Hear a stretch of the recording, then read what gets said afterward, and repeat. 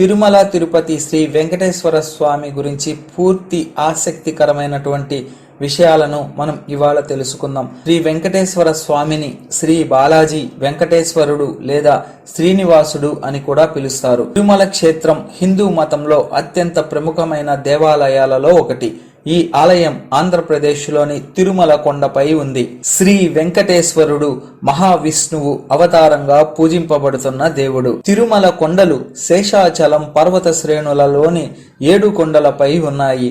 ఈ 7 కొండలు ఆదిశేషుని శరీరం అని భావిస్తారు. అలిపిరి నుంచే తిరుమల కొండకు వెళ్లే మెట్ల దారి ప్రారంభమవుతుంది. భక్తులు ఈ దారిని ఆచారంగా నడిచే మార్గంగా భావిస్తారు. శ్రీ వెంకటేశ్వరుడు కాళీయుగంలో భక్తుల రక్షణ కోసం ప్రాకటించాడని పురాణాలు చెబుతున్నాయి.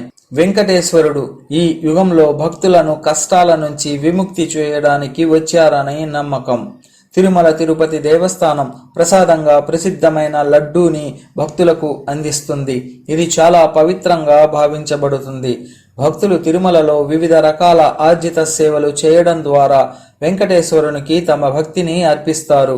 ఇందులో సుప్రభాతం, తోమాల సేవ, అర్చన, కళ్యాణం మొదలైనవి ఉన్నాయి. తిరుమలలో జరిగే ముఖ్యమైన ఉత్సవాలలో బ్రహ్మోత్సవం ప్రసిద్ధమైనది.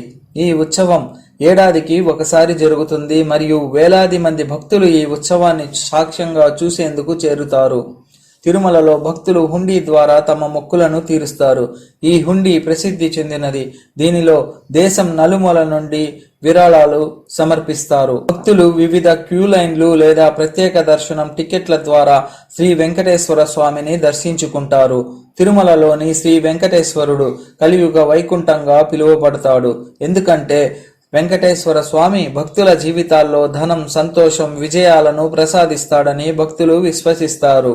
భక్తులు తమ బరువుతో సమానమైన బంగారం, వెండి లేదా ఇతర ధాన్యాలు తులాభారంగా స్వామికి సమర్పిస్తారు. ఆలయంలో ప్రతిరోజు విశేషమైన పూజలు, అర్చనలు నిర్వహిస్తారు. ఇవి భక్తులను శ్రీ వెంకటేశ్వరునికి మరింత దగ్గరగా తీసుకువెళ్తాయి. తిరుమలలో శ్రీ వెంకటేశ్వరుని దర్శనం చేయడం ఎంతో పవిత్రమైన అనుభూతిగా భావించబడుతుంది. ఓం నమో వెంకటేశాయ.